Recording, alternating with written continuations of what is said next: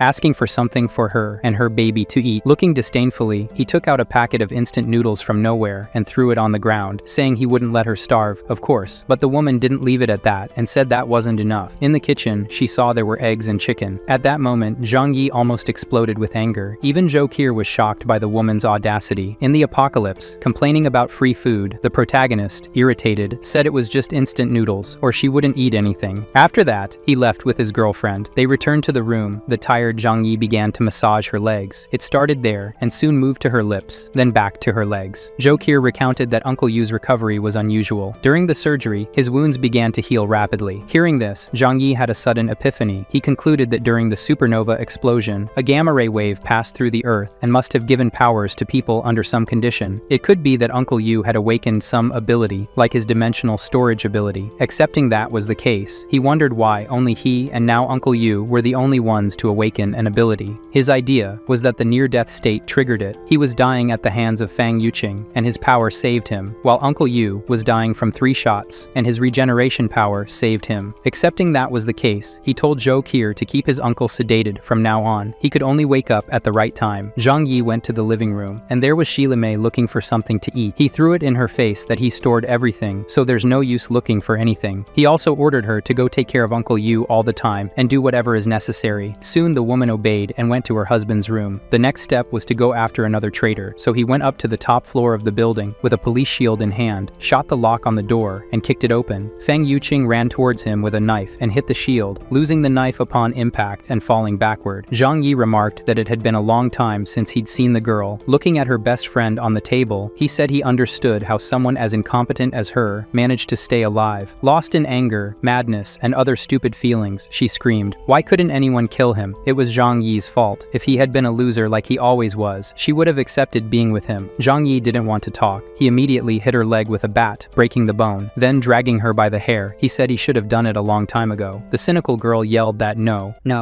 Fang Yuqing regretted it, not her older brother Zhang Yi. The protagonist let her go from the top floor and watched her fall heavily into the snow, contentedly watching the young and innocent Fang Yuqing lying in the snow. The next morning, at his house, Zhang Yi went to check on Uncle Yu in the room. Unexpectedly, his recovery speed was several times faster than that of an ordinary person. In just one day, his bullet wound had healed. Zhang Yi asked Zhokir to monitor his condition until he fully recovered to be sure. She then administered a sedative injection to Uncle Yu, as usual. At that moment, Shilime approached and asked Zhang Yi to go to her house to get her phone charger and the baby's diapers. He looked at Uncle Yu and remembered that people in a coma are said to hear everything said bed around them, so he was kind to the woman and said he would do it after he finished something urgent. Leaving the room, Zhang Yi said it was time to eliminate the opportunists. He went outside to set more buildings on fire while saying to himself that this was to eliminate potential threats. Zhu Hao, who had been beaten up before, realizing Zhang Yi was approaching, came forward and said he had valuable information for his older brother. Zhang Yi smiled, thinking he already had practically everything he needed. What else could be important? Big brother Zhang Yi, have you heard of Wang Simon, the richest man in the city? He built an underground shelter called the Doomsday with $200 million. Because Zhang Yi showed interest, Zhu Hao asked to talk in a place where no one could hear. They went to an apartment, and then Zhu Hao spilled the beans. He said that Wang Simon's shelter is in a luxury-gated community. Zhang Yi then asked, "So what? What's your reason for telling me this?" Zhu Hao replied, "The point is, there are infinite food supplies there." He wants to be Zhang Yi's helper to rob Wang Simon's underground shelter. The protagonist found this idea ridiculous. No matter what's inside, invading such a secure place isn't worth the risk for him. However, Zhu Hao argues that Wang Simon already knows about Zhang Yi and even contacted him to steal his snowmobile. This information only made Zhang Yi angry. He asked Zhu Hao how he wanted to die. Frightened, the guy shouted that he wouldn't plot anything against Zhang Yi and actually wanted to help him. To make things even clearer, the protagonist shot Zhu Hao next to his head and asked for a good reason to let him live. The guy said that the mansion has plenty of food and he wants to join Zhang Yi to ensure food for himself too. Furthermore, Zhu Hao was friends with Wang Simon, the spoiled rich kid who had everything one could want and still humiliated Zhu Hao in front of girls. He mainly wants to get revenge on Wang Simon. Zhang Yi is very interested in vengeance, so he gives him a chance. The protagonist asks if he knows about the security of the place, how many enemies there are, and similar things. "Tell me now." Fearful, Zhu Hao says he will only give the details if they make a deal first. The protagonist smiles and says he'd prefer to crack his head open. Zhu Hao argues that he knows Zhang Yi has eliminated everyone who's no longer useful to him, so he won't say anything even under threat, since the outcome is the same. After these words, Zhang Yi says Zhu Hao is smart, so he will accept to negotiate. The guy is happy, but Zhang Yi says there are two conditions first. He needs him to help eliminate someone who has been bothering him every day. He takes Zhu Hao to an apartment and tells him there's a secret to share with him. The cunning protagonist takes out a briefcase and leaves the guy scared and confused about what it is. But he admits that joining Zhang Yi will at least ensure his survival, so any risk is worth it. The protagonist takes out a syringe and says he was a professional assassin, and that's how he survived until now. He says it's an assurance. This poison is very common and takes effect in a week. After they take over Wang Simon's shelter, he will give him an antidote. Zhang Yi applies everything and says they will eliminate someone today. Zhu Hao should wait at this person's house right away. When alone, Zhang Yi reveals that it was just saline solution. It was a strategy to reduce the chances of being betrayed. Returning home, he saw Sheila Mei with his uncle Yu. He went to the room to tell his uncle that he's happy, he's okay, and from now on, he will take care of the three of them as a family, and they will all live together here. It's a promise. Hearing this, Sheila Mei is very happy and says a promise is a promise. She hands over her baby and says she will bring her and the baby's things from home. Sheila Mei thinks that with the baby and Uncle Yu here, Zhang Yi wouldn't be able to lock her out and kick her out of here. With her baby and phone in hand, Zhang Yi notifies that she left and Zhu Hao should handle the problem. While the scoundrel plays with the baby, the mother went to open the door of her house, thinking she would never return here. Her surprise was that someone was inside the house. So frightened, the girl couldn't even try to defend herself. She was hit and then received several more attacks. Satisfied, Zhu Hao sent a message saying the trash was taken out. She really won't be going back to her place anymore, nor to Zhang Yi's house. At home, Zhang Yi tells his Uncle Yu that now he and his wife Sheila Mei will also live here, and it will be great. However, Uncle Yu, unlike his wife, says that this is too much. He shouldn't bother Zhang Yi that much. The baby starts crying, and not knowing how to fix it, Zhang Yi hands it over to Chokir. "You need to change the diapers. Figure it out, woman." Returning to the room, he went to talk to Uncle Yu again. The uncle says that she's taking too long, and he's worried. Zhang Yi tells Chokir that he'll go look for Sheila Mei because she's taking too long. Zhang Yi went to his room to gear up, sent a message to his building group asking all neighbors to gather at apartment 1301. He will distribute rewards and food for everyone. He sends a voice message privately to Zhu Hao, telling him not to come if he wants to stay alive. After a while, everyone was happy. All the other buildings were eliminated, and now they can follow Zhang Yi and secure their food. Outside the apartment,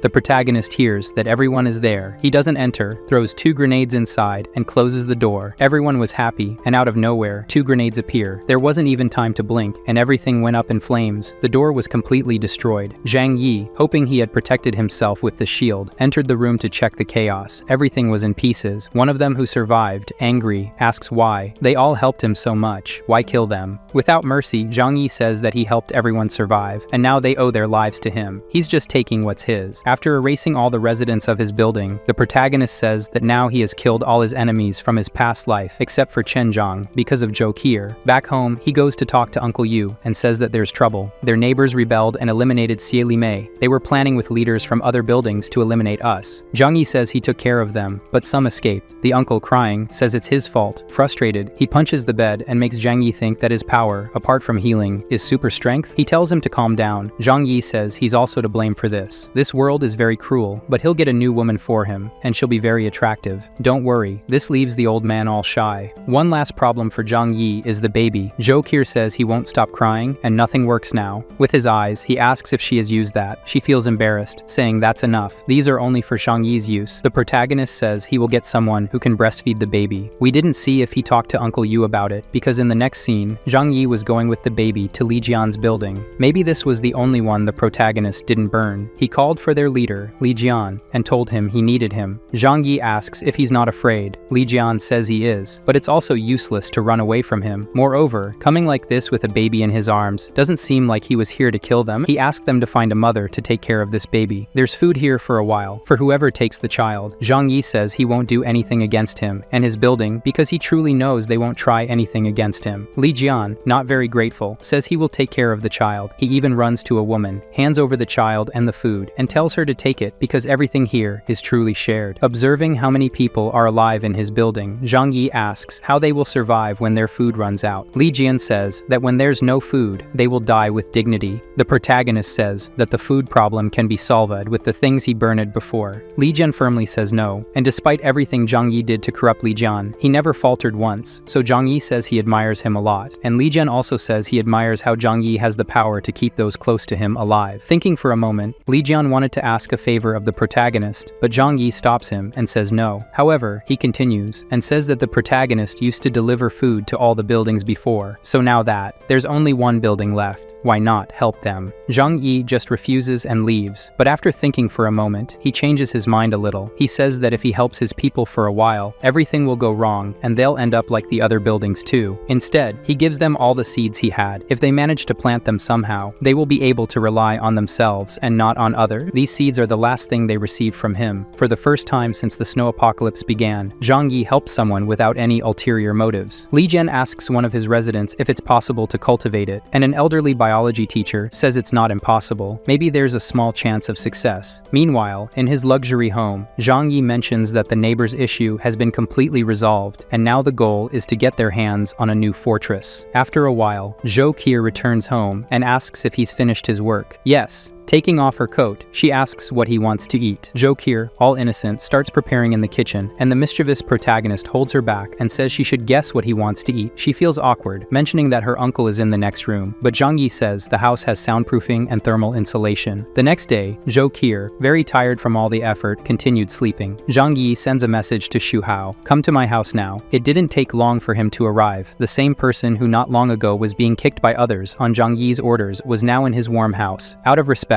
he sits on the floor and not on the sofa, waiting for the boss. Zhang Yi wants to know about the dealings with Wang Ximeng. Before Xu Hao can speak, the protagonist tells him to shut up and give him his phone. Xu Hao freezes in fear. Why on earth does he want to see his phone? Zhang Yi insists, saying to hurry. He's going to read his conversations with Wang Ximeng. Hu Hao says it's better not to. Suspiciously, Zhang Yi grabs him by the collar, asking if he's hiding something. After some threats, the guy hands over his phone to the protagonist. Xu Hao says he cursed Zhang Yi a lot in there, but that's part of the act, so don't take it to heart. He sees that Xu Hao has passed all his information to Wang Ximeng, and they discuss joining forces and taking things from Zhang Yi, but Xu Hao swears that all of this is part of gaining the rich guy's trust. Thinking more deeply about it, Zhang Yi realizes that Wang Ximeng knows about his weapons, his snowmobile, and bunker in the apartment. He decides to use this to his advantage. The protagonist tells Xu Hao to tell everything he knows to Wang Ximen's house. If he misses a detail, he dies. After telling everything about his underground bunker, made with rocket materials, with a system of sleep-inducing gases and flamethrowers at the entrance. Basically, the place is an impenetrable hell. The only way in is if those inside let you, so Zhang Yi's focus turns to figuring out how to neutralize the gas and flamethrower system. The plan Xu Hao proposes is for him to pretend to capture Zhang Yi and make Wang Ximeng let him in. This plan doesn't smell too good to the protagonist, but it seems to be the only choice. About this, he has an idea. If he can use his dimensional space ability in other ways. Zhang Yi, acting all weird, thinks about the possibilities. please. Then he tells Xu Hao to leave, get out of here, and in 2 or 3 days, I'll call you. But master, what about the antidote? I'll die without it, Xu Hao says. Zhang Yi says it's no problem because it takes 7 days for the poison to take effect. He has time. Zhang Yi slams the door in Xu Hao's face. Now he has to figure out what else he can cheat in reality with this power. So he sits back down, thinks about it a lot. Suddenly, he makes a fire inside the house and starts trying to absorb the fire with his ability. If it's like the food that's preserved, it'll be incredible. He absorbs all the fire and doesn't get burned in the process. Then he manages to shoot out the same fire, like a cannon. The guy is so overpowering and it makes him very happy. If this worked, what else could be possible? Thinking about this, he wonders if he could suck someone into the dimensional theft hole. With that in mind, Zhang Yi managed to get one of the residents of Li Jian's building as a guinea pig. He threw a wooden stick in front of the guy and said if he can hit it, he'll get a bread as a reward. Of course, the man was suspicious as to why the almighty Zhang Yi would ask someone to beat him with a stick. Is this guy a masochist? Motivated by the prospect of food, the man jumped in to hit the stick with all his might. As Zhang Yi thought, he managed to suck the guy into the dimensional storage space, and it happened very slowly. After entering up to the last leg, Zhang Yi checked inside the space he controlled. The man was in there, frozen like everything else in there, unable to move and didn't seem to be alive. Checking his body, he realized there was no pulse or breathing. Thinking about it, it makes sense that food doesn't spoil and stays the same as when it entered. Everything in here is frozen in time. Taking the guy out, and to Zhang Yi's surprise, he was alive. He kicked the wood to the side and went to ask the guy how he felt seconds ago. Terrified, he replied that he thought he was dead. He was in a white world with supplies all around. This information blows Zhang Yi's mind, but of course, he tells the man that it was some delusion of his. But in the head of our crazy protagonist, he just discovered that time passes differently inside his dimension and that living beings don't die immediately there, but if they stay too long inside, they can have a mental breakdown and die from it. What wasn't clear to me is if he meant that besides the psychological being affected, living things cannot be sucked as easily as lifeless things. Because he removes some pieces of the man for the simple purpose of testing this, he sends the fingers easily and it works. They can stay in the other dimension. Tell me, you smarter ones, how do you think Zhang Yi's power works in the comments? After destroying the guy, he gives him something to treat his fingers. See how nice he is. After thinking for a while, the man is all happy down there, fingerless, insane, but at least eating well. The conclusions were that he can throw objects out of the space. Now people can't be sucked or thrown out. I, with my few neurons, think this guy only entered the dimension because he jumped towards the portal. Now things like fire, he can suck in and project out in whichever direction he wants. With this information, he already knows he can defeat Wang Ximen. He goes to his great guinea pig friend and thanks him for the help. The poor guy didn't complain about anything and thanks for being able to exchange 2 fingers for food and says he has 8 more. Zhang Yi suddenly lands a blow to his jugular and the man falls backward without understanding what happened. Evil Zhang Yi says that he's no longer useful and since he's already had his reward meal, it's time to leave. Strangely, the miserable man, with his vision darkening, is happy to finally be able to escape from this cruel world. Back home, Zhang Yi says he'll find more people from Lin Jian's building to practice real combat simulation for another 3 days. So, 3 days of wickedness later, Zhang Yi called Xu Hao for a chat. But first, Xu Hao was begging for the antidote. His poison was taking effect faster. He could feel it. Zhang Yi notices that Xu Hao is eating well now, but the poor guy's appearance is worsening, all due to a fake injection. That's the power of psychology. The protagonist then says he'll give a temporary antidote that relieves symptoms for some time. Hurry up, please. I can't take it anymore. I'm dying. He applies it and says it'll only last until the operation to invade Wang Ximen's underground bunker. After applying it, Xu Hao thanks the master and says the plan can start. He calls Wang Ximen to set up a meeting. Something tells me Zhang Yi will do something. Later he packed his things and told Zhou Kier he's going on a mission. What's strange to her is that all the neighborhood's problems have been solved. So why? At the right time, he says he'll tell his girlfriend. For now, she should stay in the building. He left food for almost a month for her and Uncle Yu.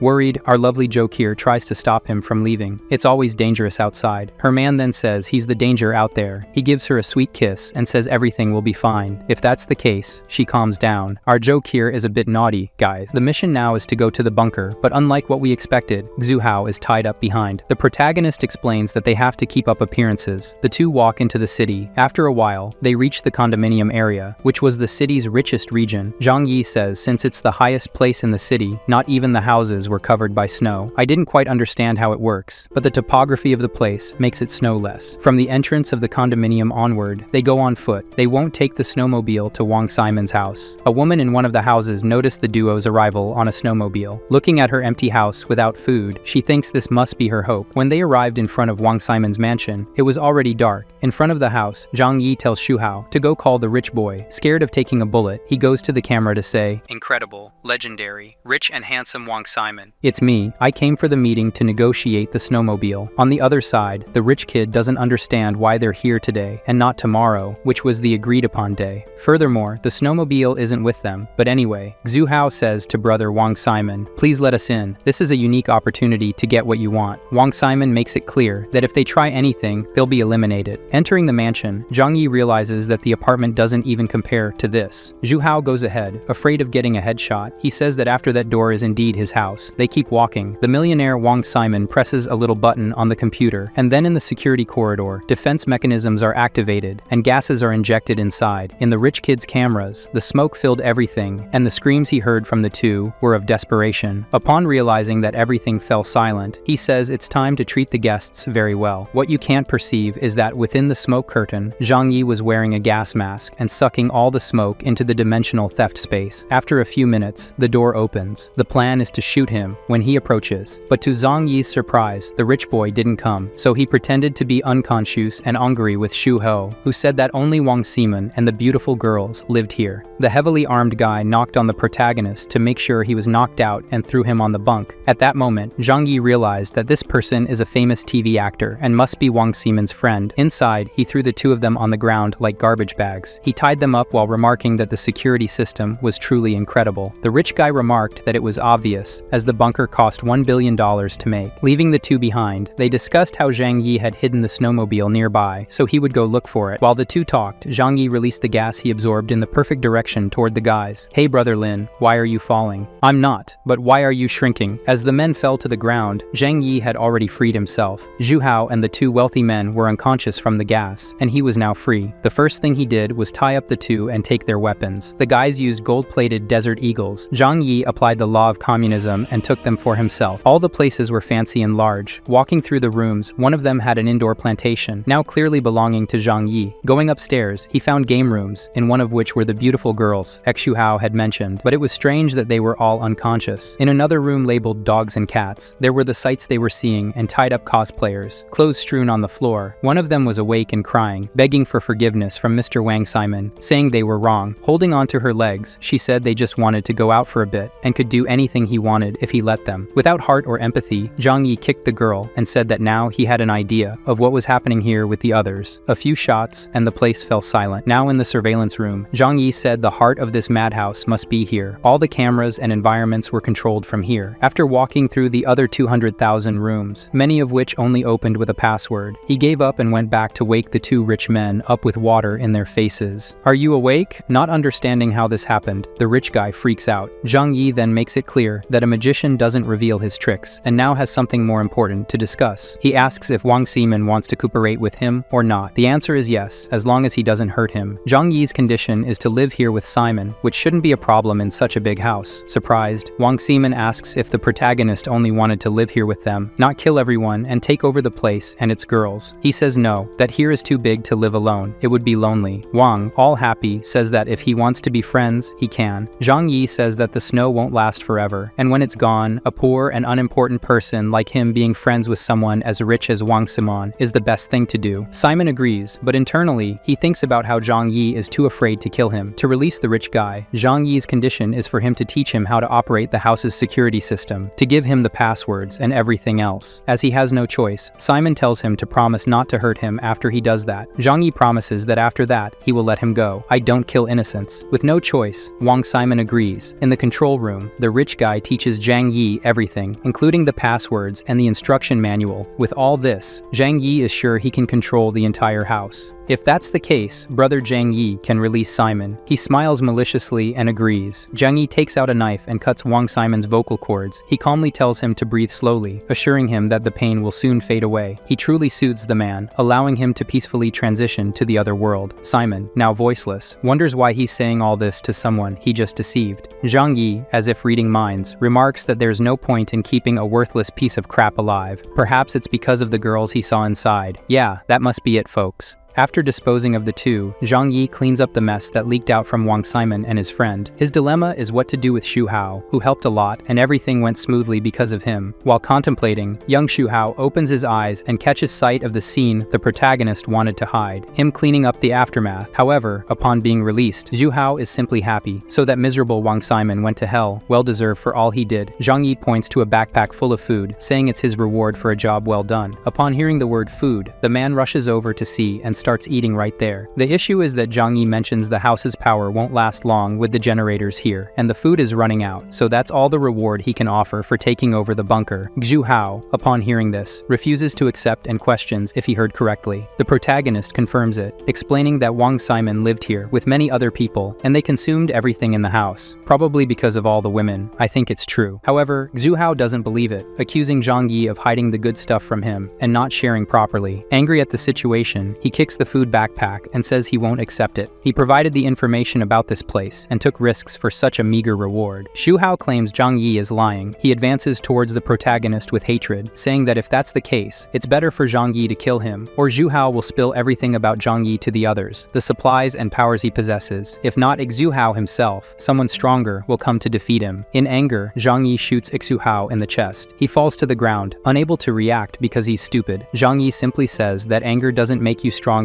only weaker. If you don't have power, you shouldn't confront those who are stronger. Taking back the backpack, Zhang Yi says he was going to let young Xu Hao live, and even gave him the food there, so why did he seek his own death? Later, the protagonist ponders things in the living room, 1,000 thoughts running through the scoundrel's mind. If Zhou Qi were here with him, it would be great. But what about Uncle Yu? Maybe he'll let Uncle stay in the apartment, and he'll move here with Zhou Qi. Now walking through the bar, he says there's only one thing missing. He promised to find a delicious girl for Uncle Yu. How is he going to do that? He can't know that now. He decides to have a drink and see if the TV works. Incredibly, there's cable TV with channels from all over the world. Investigating how this is possible, he finds a network room. The mansion has its own internet server, so he can communicate with the internet via Elon Musk's satellite. Zhang Yi can have information from all over the world with this connection. Searching the computers, he finds many things. The main information is about reports from other countries regarding individuals who gained special abilities. While some control fire, others turn green. However, most became deformed or gained useless characteristics. Anyway, Zhang Yi's conclusion is that if there are people with powers out there, it's another reason for him to stay here in this protected bunker. His main goal now is to immediately go get his woman and move her to this place. As he's about to start his snowmobile, a sweet voice calls out to him. His natural reaction is to pull out his gun and aim. The person in question is the redhead he saw earlier when Zhang Yi arrived. The woman says she has a favor to ask. Immediately, the protagonist recognizes her. Is she Yang Mi, the hottest girl in China in recent years? Every man in the country wants her. It's truly amazing, guys. The girl says she hasn't eaten properly for days and asks if she can go with him. He responds that life is indeed difficult nowadays, even for the rich. But if she wants to go with him, she must give a good reason. The girl asserts that if she receives food, she's willing to accept any condition he wants, making it clear with a mouth gesture indicating it's really anything. At that moment, Zhang Yi blushes, then starts drooling. The scoundrel's heart is hooked. He regains his composure and tells her to come with him. The two head to the bunker, and at the door, she asks if this isn't Wang Simon's mansion. Zhang Yi says no, this place belongs to him now. Inside, it's warm, so she takes off her coat. She thanks him for letting her in and asks about his relationship with Wang Simon. Without answering, Zhang Yi asks about her relationship with Wang Simon. Do the rich know all the other rich people around? She explains that since their families are very wealthy, they bump into each other at all the fancy places and events. That's all. If that's the case, Zhang Yi says she shouldn't worry about Wang Simon. He's moved out. They have tea to warm their bodies, and then she asks if she can take a shower before they talk more. By all means, she undresses and goes to the shower. Guys, control yourselves. Inside, she thinks the guy is quite charming. If it's to ensure her survival, she can make sacrifices. The girl's plan is to ask to stay with him for a while, just until the extreme cold is over. Imagining what she'll have to give in return, she blushes and tries to convince herself that it's for her own good. It's just a favor exchange. She needs someone to protect her. Coming out of the bathroom, she puts on a towel and goes to him in the living room. The girl asks, straight away, "Can I live here with you?" It's hard for a weak woman to survive alone in such a harsh world. She uses her strongest weapon and says that if it's only for a short time, then nobody will know about their relationship. Zhang Yi takes her hand and goes to get more wine for them. He asks if she really thinks the ice will melt and the world will return to normal. She says it has to. If that's the case, he says, it's okay, but the woman has some conditions. Zhang Yi can't spread the news that she was with him after the global freeze ends, as she's famous and her career would be jeopardized. He agrees. Now Zhang Yi's first rule is for her to obey all all his orders. To start, the first order is to burn calories with very pleasurable couple exercises. They must spend a lot of energy together. After many deep movements, Zhang Yi shows her his power by producing a new outfit for her to wear. The girl is surprised and asks if he's a powerful magician. If so, she wants to discuss more things with him right away. She's still in a towel to not lose her natural power, so Zhang Yi, to demonstrate his power better, conjures up a complete meal table with pizza and roast chicken. If she's obedient, the beautiful girl can have this level of comfort. All she needs to do is obey his desires. The woman drools over the food. Zhang Yi tells her to be smart, just accept it already. She's thinking why, as a famous actress, she can't be discovered sleeping with just anyone. She's still worried about her reputation and says she has more conditions. Their agreement is only valid until the freezing in the world ends. Everything they do here is a secret. Gazing at the beauty in front of him, Zhang Yi says she's beautiful.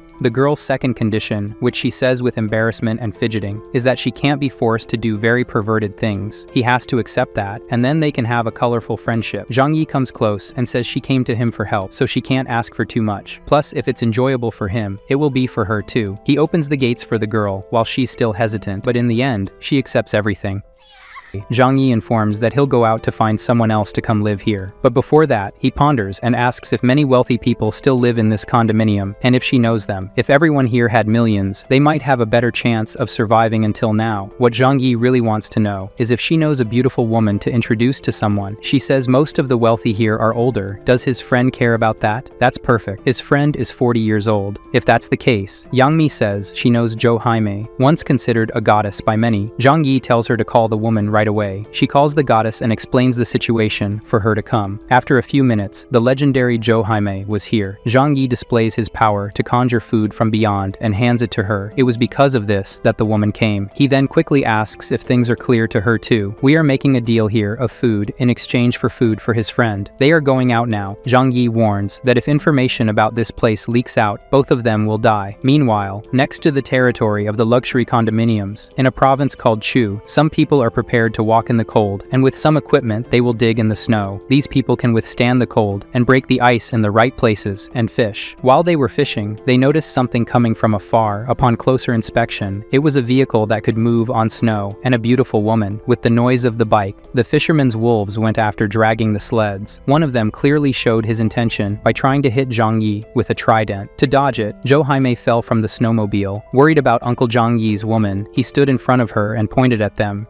Are you aware that I'm armed? The confident lunatics ask how many bullets he has. Can he take them all down? In exchange for this snowmobile, they'll take the risk. Incredibly, Zhang Yi tried to argue that he doesn't need to kill everyone here, but if they did something, it would happen. One of the men says that if he leaves the snowmobile and the woman, he can leave alive. Zhou Haimei behind thought this was a real possibility and got scared. However, firmly Zhang Yi asked if they were crazy. The man insisted that they couldn't let the chance of having food slip away to search for food. In this case, Zhang Yi had no choice. He grabbed his Desert Eagle and shot them all.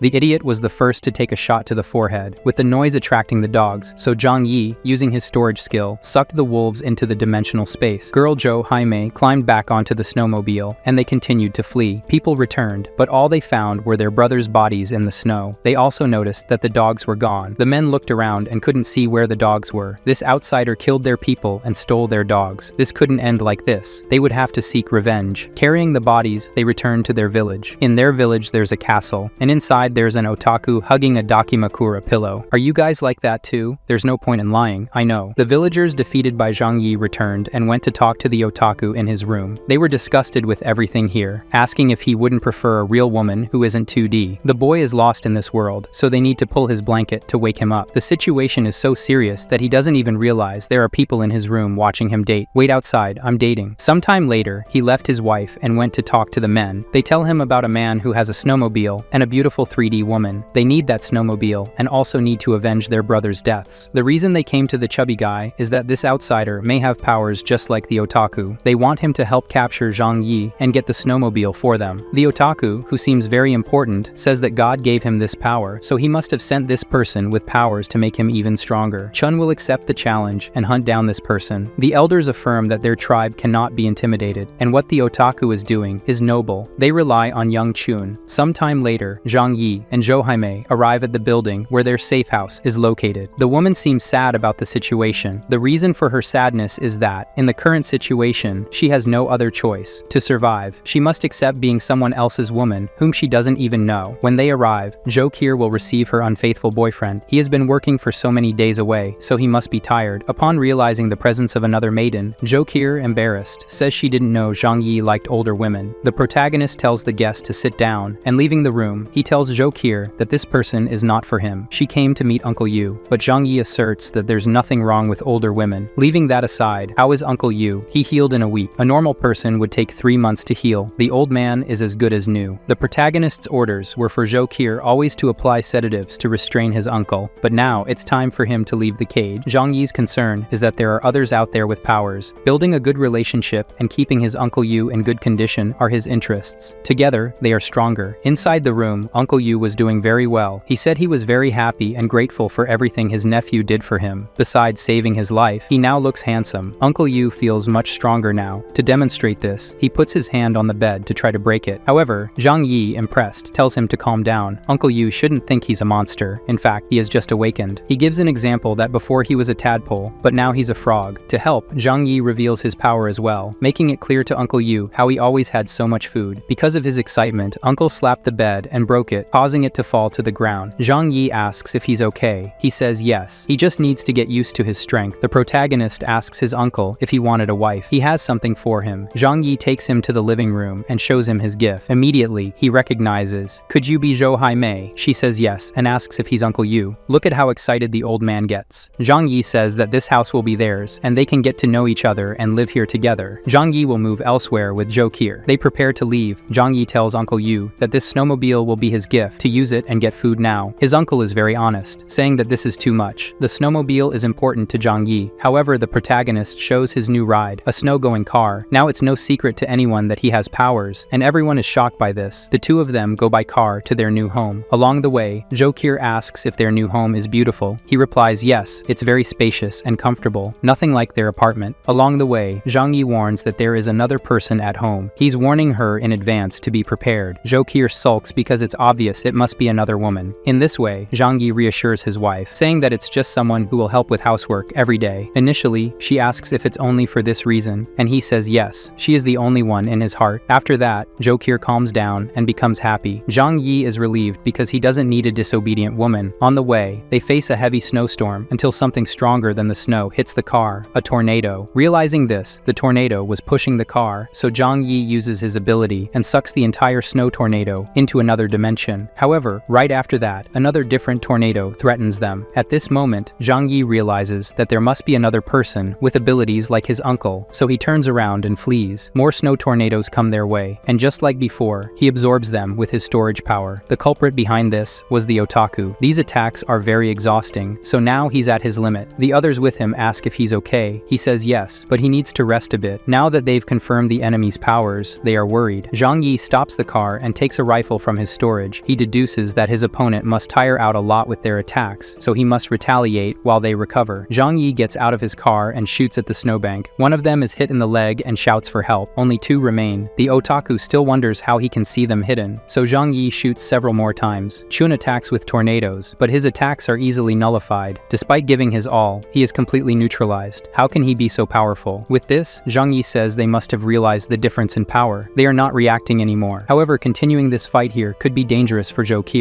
Zhang Yi shouts that if they have the courage, they should come after him, but now the fight will be on his turf. Zhang Yi returns to the car, and she calms down very quickly and asks if he has killed them all. He says no, so you'll come back for revenge later. She asks this because she already knows her boyfriend and knows he's like that. They continue on their way, leaving the defeated ones behind, but at least everyone is alive. In the bunker, his red-haired girl was lying down until now, waiting for him to return. This happened, and as soon as the protagonist arrived, he went to inform Yang Mi that she should come and meet his new friend. She asks if the friend is engaged to him or something. It's something like that. Zhang Yi hands her new clothes to wear and come downstairs now, and let's face it, she looks very good in that outfit. Determined to claim territory, Yang Mi dresses up and puts on makeup to meet her rival. As she descends the stairs, Zhang Yi is excited about it. Following behind is the beautiful redhead. When the two girls see each other, they are startled, and Zhou Qi approaches Yang Mi with fists clenched, hinting at a possible fight. Zhang Yi intervenes and asks if they already know each other. Jo-kir confirms that she's her cousin. Surprised, Zhang Yi stands between them and asks if it's all getting a bit too serious. Yang Mi asks him not to let her cousin know about their relationship, but Zhang Yi questions if there is indeed a relationship. The shy girl wonders if their agreement isn't just a temporary arrangement. They are cousins, and their families are famous in the medical field. Jo-kir doesn't like her cousin because, according to her, Yang Mi embarrasses the family name. People in their social circles mock them because Yang Mi chose to work in the entertainment industry. Jo-kir complains that the worst part is her cousin's poor acting skills. Zhang Yi asks why that's a problem. It's because Yang Mi uses her looks to promote herself, and that vulgarity makes others mock their family. Zhang Yi intervenes again, stating that it's all in the past, and there's no longer such a social circle. From now on, they will have to live together peacefully. He decides to show them around the new house and their responsibilities there. When they see the cultivation room, they get excited about taking care of the plants, as these gardens are their responsibility. Yang Mi thanks the protagonist for keeping her secret. She suggests they can maintain their relationship, but keep it a secret. Zhang Yi nods in agreement, respecting her opinion. However, he wonders how he'll manage their three-way relationship now. To express her gratitude, Yang Mi offers to cook for them and heads to the kitchen. Later, while searching for ingredients, she finds there's nothing in the pantry. As she searches, Zhang Yi sneakily approaches her and whispers in her ear, making her blush as she wonders what he's up to. "What are you doing, and what if your fiancé finds out?" He ignores her concerns and retrieves ingredients from his dimensional storage, telling her this is how they'll eat from now on. Even though she's aware of his powers, she's impressed, as are we by other things. He pats her bottom playfully and eagerly anticipates the meal. After a while, the food is ready and they can start eating. Apprehensive about whether they'll like it, Jo-kir tastes it first and remarks that it's too salty. Embarrassed, Yang Mi admits she couldn't concentrate with everything going on. Sensing the tension between the cousins, Zhang Yi decides to take advantage. He starts being affectionate with Jo-kir, feeding her, and she responds by being cute and happy, showing off to her cousin. Even though she pretends not to care, she keeps up the display throughout dinner. Later, as they lie in bed, Jo-kir asks which of them is better. Zhang Yi pets her head and says, "Of course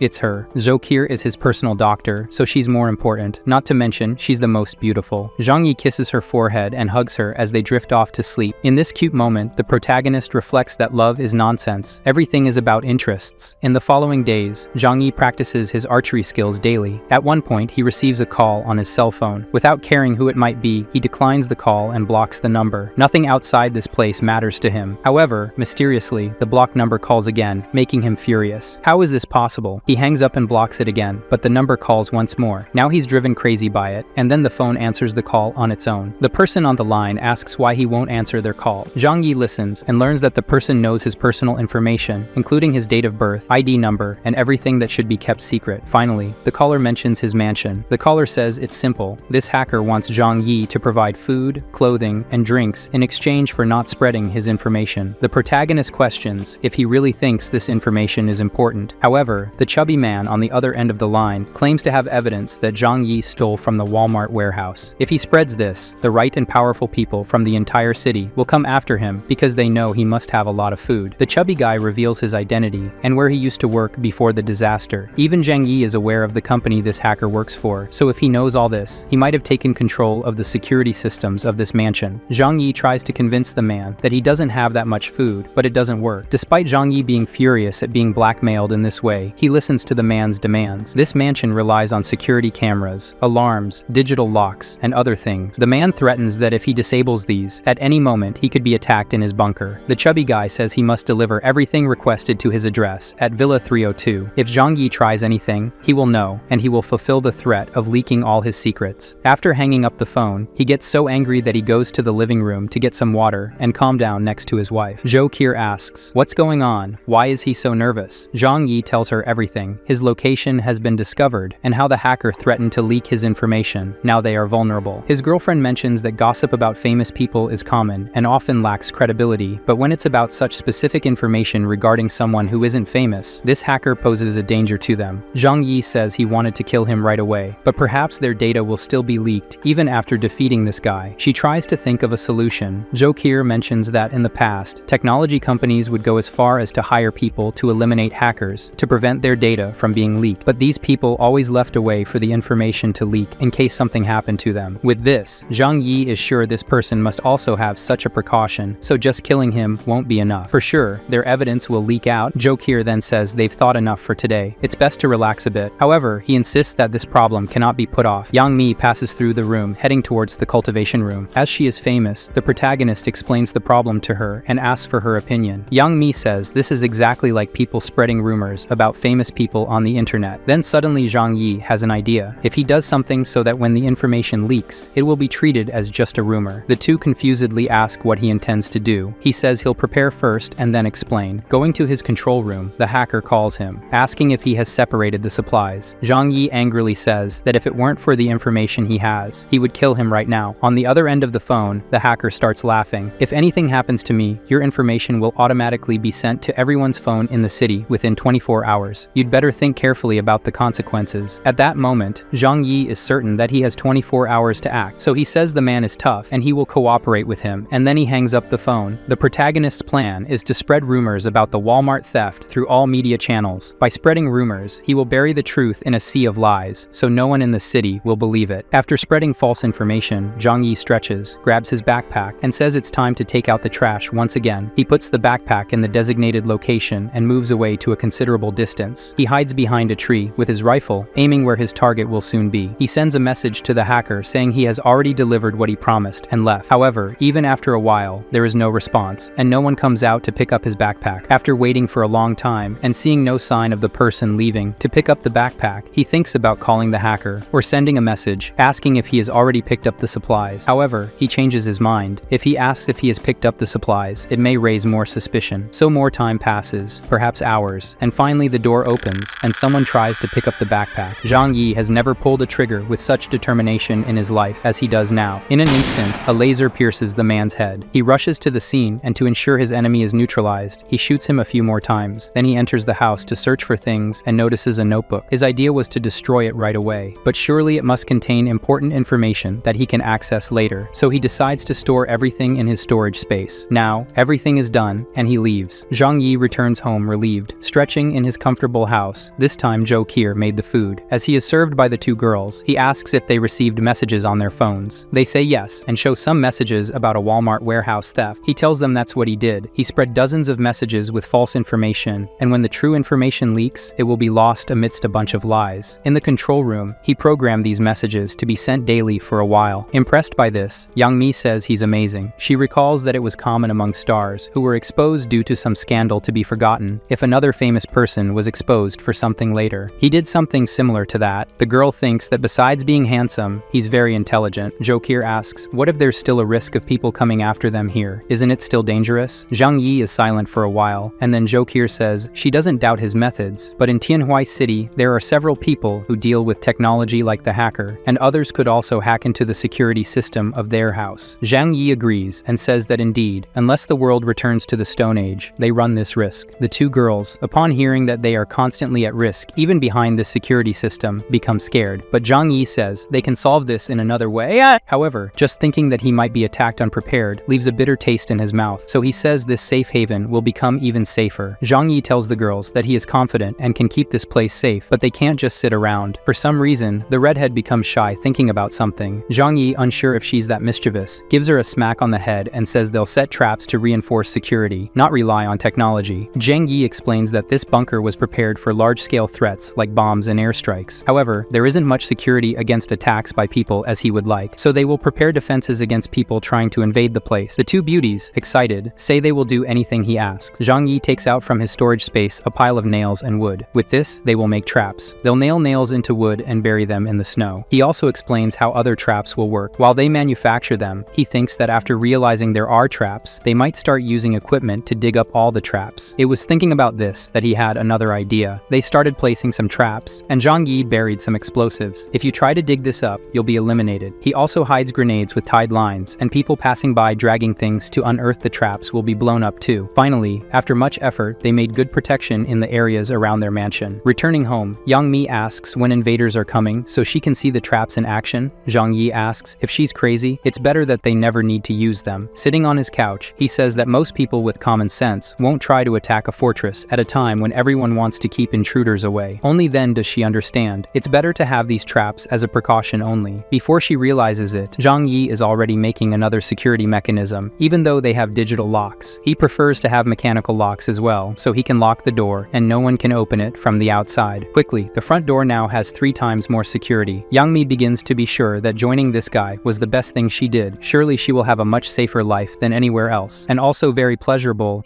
Even with these measures, Zhang Yi says it would be good to have someone who is great at internet and security with them, so they could be sure that the digital security of the house would be truly secure. Yang Mi comments that if Shinshin were here, it would be great. Jo Kier then asks if Shinshin was living in the city and if she should be alive. This girl is Yang Mi's sister and a computer prodigy. Because she is wheelchair-bound, she loves computers and technology. The two girls living with him are beautiful, and it's no wonder they resemble each other. They're cousins. Interestingly, they themselves mention another cousin who's a technology expert. Perhaps she could take care of the house's security. The first thing Zhang Yi wondered is if this girl is as pretty as the other two. And you know what? She's wheelchair-bound, but for him, that doesn't matter at all. What matters is being beautiful for him to engage in mischief. Hearing this, Zhang Yi asks how they can find her. Yang Mi says they haven't heard from her in a while. She doesn't answer their calls. She hopes her sister is alive and safe. Zhang Yi suggests that maybe she's too smart to want to talk to them, and that's why she hasn't responded. The girl gets angry at this. He continues, saying that perhaps everyone in her family are geniuses, and she's the only one without any qualifications. Yang Mi gets mad again at the protagonist for being mean. He says it's okay. At least she's beautiful, and that's as valuable as being smart. However, at this moment, they have more important things to worry about in the coming days. He spent the next few days training his new archery skill, and it seems now he can reinforce his projects and shoot targets with more precision. This new skill he might be able to use on his own body. Upon testing, he realizes that he might be considered invincible now. However, with the little use he made of it, his stomach growls with hunger. Apparently, the more powerful the ability, the more it consumes his body's energy. So, I wonder how much energy it takes to put things in another dimension. If energy is needed to use his powers, he who has an unlimited food supply can use as much power as he wants, while other people who don't have as much food won't be able to use their powers freely. In a secret defense location, the head of the facility is concerned about the military base's electrical energy limitation. His secretary approaches him with the reports and informs that they received the analysis of recent information. According to her, various pieces of information about a supermarket robbery that happened months ago were reported, but among the messages, one is special. She mentions a man named Zhang Yi as responsible for the theft of a large warehouse. The report regarding this Zhang Yi indicates that he was a warehouse supervisor and the main suspect in the theft of supplies. Hearing that the young supervisor was responsible for planning a robbery that even the police couldn't uncover, the man doubts and belittles the protagonist. He asserts that this information is also undoubtedly false. However, at the insistence of his employee, he decides to send people to investigate this Zhang Yi's base. Now, in another location, in the castle where the otaku who lost to Zhang Yi resides, he cries and tastes defeat. Chun thought he had godlike powers, but unfortunately, he has just discovered that he's not the protagonist of this world. He wonders if he's merely a mere supporting character, while Zhang Yi is the true protagonist, blessed by God. As he lamented, Chun also received on his phone the leaked report mentioning that Zhang Yi is responsible for the theft of goods from a large warehouse months ago. This piqued his interest. Chun conducted some research and found out that Zhang Yi is associated with a past cargo theft, so considering how he faced him, he could have used those same powers to rob the warehouse. Chun deduces that Zhang Yi has something related to space, and that he can put things in an alternate space. Realizing how absurd this ability would be, he becomes sad again and lies down on the bed, feeling weak compared to the protagonist. Speaking with his wife, Chun asks if Zhang Yi is the protagonist of this life, and if he's a villain or just a supporting character. Against that person, Chun absolutely couldn't win. He then thinks whether it would be better to try to befriend him instead of facing him. Content with this idea, he decides to warn the villagers. Rushing to his grandfather, he asserts that that person is very powerful, and they shouldn't confront him. He tells everything he knows, how Zhang Yi is powerful, and can nullify his abilities. Moreover, he must have an even more incredible ability. So, Chun says they should avoid Zhang Yi's area, and find ways not to confront him. The otaku Chun talks about the recent leaked news that the protagonist was a warehouse supervisor at Walmart, who stole all the goods. He has the power to keep all that under his possession, but instead of convincing the old man that Zhang Yi was too powerful to face, it only motivates him further. The old man's thought is, if they could steal what the protagonist has, they would never go hungry for a long time. Reluctantly and with fear, Chun says they're crazy, but the old man underestimates him, saying he was just a supervisor. What could he do against the entire Shu family? Meanwhile, everything is calm in his comfortable home. Zhang Yi is eating with his wives. While Yang Mi was saying something, she hears a noise at the window. Zhang Yi says it's okay and goes to check it out. He goes to the window to look. Using his binoculars, he notices many people approaching his house. He takes out his rifle to observe better. His intention is simply to let his traps do their job. One of them steps on the first trap and feels a lot of pain. Another person tells them to help him and take him back. The old leader of the tribe warns that there may be hidden traps. Everyone needs to find them and be careful. As the men advance with sticks searching for the traps, they finally approach Zhang Yi's house. With the sticks, they manage to track the traps and advance without problems. One of them picks up the traps, and when he crosses a grenade line, an explosion among them shocks everyone. Even those who weren't caught in the explosion directly were hit by the shrapnel. Due to the pain of these injuries, they roll on the ground, and more bombs are activated. After a series of explosions and running, many people were caught in the nail traps or explosions. Now everyone was afraid and retreating. What could they do to advance safely? The men question the tribe's leader. What can they do without his grandson? They won't be able to attack and defeat that person. Cornered, they wonder why the leader's grandson isn't here. He has superpowers and should help. Meanwhile, Zhang Yi observes everything with his rifle and other high-tech equipment to see precisely what they're doing. The old man remembers his grandson's advice not to confront the protagonist. With no choice, the leader shouts for all to hear, questioning why they can't defeat just one person. These people have grown accustomed to relying on others. They must fight with their own hands to get what they want. Together, they must secure the luxuries within that house. He hands a spyglass to the men to see the prize, along with plenty of food for them to enjoy as an extra reward. As they confirm by looking, indeed, what's inside is very tasty. Yet, even with so many rewards before them, they doubt if they can fight without the leader's grandson present. The old man angrily shouts that if they fail, they are nothing but useless. With this motivation, they decide to use tricks to disable the traps and bombs from a distance. Slowly but surely, this tactic starts working, and they edge closer to Zhang Yi's secure house. The men were confident that they were now safe. The girls watch everything apprehensively from the window. Yang Mi feels sorry for how many will die and if they'll be okay. Meanwhile, Zhou Qi'er says they're idiots and don't realize they're no match for her boyfriend. At the right moment, Zhang Yi remotely triggers the bombs, exploding them all at once. This destruction, unlike the grenades, was precise, and most of them were caught in the blast and remained in that state. With a somber look, Zhang Yi says they should have turned back when they realized there were traps. Now that they decided to advance, he doesn't lament the death of dozens of enemies. The devastation was so great that even Zhou Qi'er, who was previously excited, felt sorry for these people. Yang Mi isn't accustomed to Zhang Yi's actions. Seeing people in pieces, she vomits. Zhang Yi observes coldly and remarks that those who die instantly are lucky. Those who linger in agony are unlucky. The elders who were behind are terrified. Almost all are lifeless. The leader falls backward, saying that person is a demon. He must be an evil demon to do this to them unfairly. He screams in despair. Everyone died because of his orders. He only wanted supplies for his people. This wasn't supposed to happen. Zhang Yi puts away his rifle and takes his bow and arrows that he's been practicing with. Using his new abilities, he shoots 3 arrows simultaneously, perfectly piercing the foreheads of 3 people. Triple headshot. More and more arrows are fired, and they all accurately take down the enemies. The old leader, seeing more dying, slaps himself and says it's his fault. Then he asks Zhang Yi to finish him off too. The protagonist was about to fulfill his wish, but an ice whirlwind obscures his vision, and the arrows reach. Without concern, Zhang Yi retrieves his rifle. With it, he can hit anything from a distance. The otaku shouts for everyone to flee while he maintains an ice barrier. People start to retreat with the wounded, while Chun remains determined. Zhang Yi stays calm and says he has another idea. He grabs a vest and tells his wives he'll be back soon. Chun was convinced everything was fine, but a snowmobile comes quickly with a madman shooting at everyone from the window. The desperate people running have no chance. Even Chun's life is at risk now. One of them helps the otaku so he can join the retreat. Zhang Yi pursues them by car, getting close to them again, and then shooting from the window once more. Chun starts to feel the fear that perhaps no one will survive. He shouts for them to abandon the bodies they're carrying to bury them later. By reducing their weight, they could be faster, though reluctantly, as burying their dead is an important tradition for them. They decide to do as he commands. They toss the bodies out. Even though Zhang Yi has to dodge the bodies, he still manages to be faster and land double headshots on several people. Chun now has to flee. He's scared. An idea crosses his mind. He realizes he could do something to stop the car. This time, he uses his power to crack the ground in the car's path, causing it to get stuck in the ice. Zhang Yi still tries to shoot more people as they flee until they're too far. He says that now these people know they're powerless against him. They'll never think of coming back. He pulls his car out of the hole, goes among the bodies, and returns to his wives. Back at his house, while Young Mi is stunned by what happened, Zhou Qi'er is calm and asks what happened. Did he manage to defeat the one with special abilities? Zhang Yi explains that no, that person was clever and managed to escape with a few others. Chun returns to his tribe with the few survivors. The people from his own tribe start to judge him because he wasn't in the fight from the beginning. Everyone died. If he had been with his people, they would have had the supplies from that house. One of them tells the otaku to go with him to the village chief's house. Before he enters, a girl blames the otaku. It's all his fault. If he had gone with them earlier, their husbands and children wouldn't have have died. The elder tells them that this isn't the time to argue about it. He tells the otaku to come in because his grandfather is calling him. The tribe leader tells Chun to come closer. The old man says that the blame for so many injuries lies with him. The weight of the deaths of so many members of Shu village must rest on him, not on Chun, his grandson warned. But the old man was arrogant and led everyone into battle. If they're going to blame anyone, blame the old man, not his grandson. Crying, the old man says he entrusts the Shu family to his grandson, and that he's ready to die now. The old man, saying he's also tired, dies. At that moment, all the residents come rushing in. The leader they loved so much has just passed away. As he leaves, Chun thinks about his grandfather asking him to take care of the family. Chun doesn't know how to take care of himself, let alone everyone else. Confused, not knowing what to do, he notices a girl leaning against the wall. Approaching her, she asks if he's the real brother Chun. He blushes and looks foolish, saying yes. And who is she? The girl says her name is Shu Lili, and thanks to him, her father survived and returned from that last battle alive. He feels embarrassed and says it's not that big of a deal. However, this makes Chun realize that he shouldn't blame himself for the deaths of other people. In fact, he's a hero and saved several people. Her father couldn't come to thank him, but she came in his place. Some people recognize his worth. He says it's all right. They're from the same village and should always help each other. She leaves, and he stays behind, his heart pounding. Has the otaku's heart been hooked by 3D for the first time? In the innocent's mind, he was already thinking about the children they will have together. Have you gone crazy? Returning home, he thinks of a way to protect his village from the protagonist. Chun now knows he's the real danger. Racking his brains over it, the otaku comes up with a plan and is about to put it into action right away to protect the village people and his future girlfriend.